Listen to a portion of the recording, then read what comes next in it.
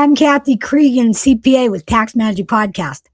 Hey, I took a couple days off after the deadline, but our esteemed Secretary of the Treasury on April 15th gave a little speech that I think y'all should hear. Play the clip. I want to encourage everyone out there watching today to change their withholding if they haven't already done so, because if you change your withholding, then you will get an automatic real wage increase, be on a weekly or a monthly basis, and you will be able to keep more of your money this calendar year. Well, do any of you see what's wrong with that? Let me give you a hint. He said this calendar year, and you're going to give yourself a real wage increase.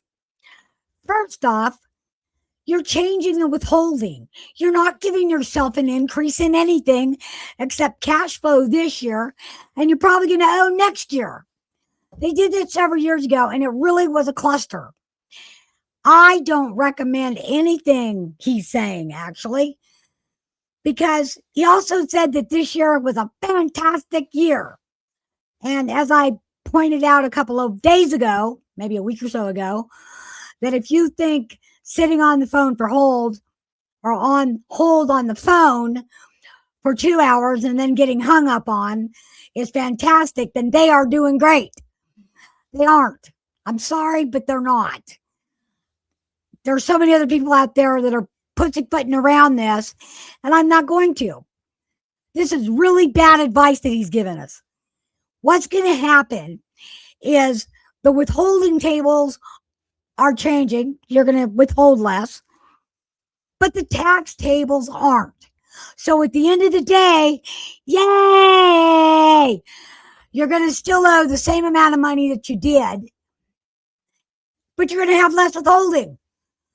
That equation comes out to you owing more next year. Note he did say you were going to get more cash in your pocket this year.